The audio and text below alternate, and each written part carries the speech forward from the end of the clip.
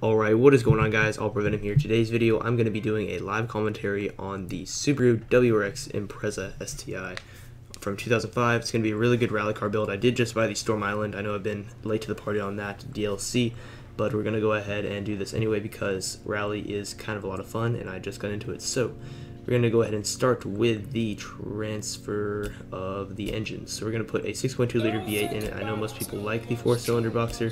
I just wanted to put a V8 in it just for the rally concept of the build. And so yeah, we're going to go ahead and also put a twin turbo in this car. It's going to bring it up to 548 horsepower. Going on to the aero parts. Let's see. There's one that has a lot of lights on the front, kind of that rally-esque look, and I want to put those bull bars on there once I get the rally look, but let me try to find that real quick. I like that wing. I'll go ahead and keep that. For the rear bumpers, I want to, well, I like that, but I need clearance for the rally-ness of the car, so we're going to leave that one on there. Keep the mud flaps, or put mud flaps on there because it looks pretty cool for a Subaru type of car. And then the hood, I think this is where the lights are because there's a snorkel there. And yes, that did not look how I thought it was going to look. Either way, we're going to put it on, and we're going to go ahead and put on those bull bars because I think that'll make it look a little bit better. Yeah, cool. Alright, so moving on to the wheels and tires in just a little bit here. What do you think before I need to do anything else? Yep, alright, cool. Wheels and tires. I'm going to put on the rally tire compound because it is a rally car build. Max out all the tires to 275s in the front and rear because this is an all-wheel drive car. Then we're going to move on to the wheels and throw on some HRE wheels. Let's see, which ones did I have in mind here? I'm going off of a friend of mine's build, so I'm trying to think of what I did. So yes, we have, I think it was these, so I'm going to change the color in just a little bit. But anyway, let's see here. I like the upgraded wheel size, but for a rally build, because it's going to be raised and stuff like that, I think we'll keep them how they are. Moving on to the drivetrain, we're going to put a race clutch in there, as well as a rally transmission, excuse me. And then we're going to put a carbon fiber driveline on there, or the race driveline, however you want to say it, as well as a race differential. And then moving us towards the performance and handling of this car, max it out completely, race brakes, as well as the rally springs and dampers, anti-roll bars, both front and rear, weight reduction, and a full roll cage just to balance out this car's full potential. Now, after that is completed, I think we're also going to not fully max out the performance of the car, or the engine sort of stuff, but we're going to do what we can to get around 890 horsepower, almost 900. So that is what I'm going to do. Let's see. This brings us up to 586. And then it's already installed. Speaking of which, already installed, I did already build this car before. I just am tight on money, as you guys can see in the top right. I did buy a McLaren P1 just for the hell of it, and I ended up losing a lot of money than I thought I was going to lose.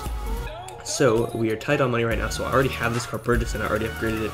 I just decided to clear it all off and start over. So going on to here, we're up to 762 with the pistons and rods and stuff like that.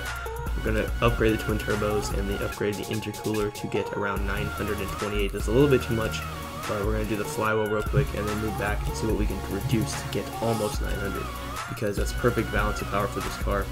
I think if we take off the fuel system, we should be okay around there. 910. Still need to take off one more thing. Maybe the pistons, we take that off. That's going to bring us to 894. That's about perfect what we can do right there. I think if we upgrade the piston or the fuel system, we'll be back up to 9. So anyway, guys, that is it for the engine. Going on to tune this car right now. So tuning is going to be tire pressure front and rear 20 and 18. So let me adjust that real quick for you guys. And then let's see, springs, we're going to have to wait on that. Then gearing and alignment, we're not going to mess with for a second. I thought I was going to mess with the alignment for a little bit, but this is technically a live commentary, but my recording is earlier because I don't really have this set up and stuff like that to use live commentary as I'm playing, because HDPVR does have a lag in it and it wouldn't be synced up to you guys, so you won't be able to get it. So anyway, moving on to the springs in just a little bit, we're going to put the front springs at 214.1 and the rear springs at 155.0. So that's going to be that. The ride height is always going to be 9.1 maxed out to the top, so that we get the perfect height to clear all those dirt bushes and such and such. So rebound stiffness on this car is going to be 4.6 and 3.3, as well as the bump stiffness 5.0 and 4.0. I think I left that stock. So going to the aero, that's going to be stock as well, because I don't know why we are not allowed to change it. It is locked, as you can see here. brakes are going to be 50 and 130, so we're going to up the bottom brake or the braking force.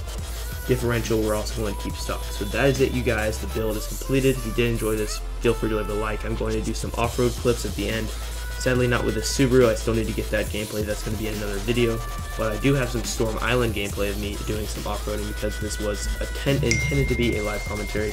Sorry for my phone going off, but anyway guys, if you did enjoy this video, feel free to leave a like as well as subscribe. There's some off-road gameplay at the very bottom of the video if you want to do that, and comment what you want me to build next because I'm running out of ideas as well as credits as you can see at the top.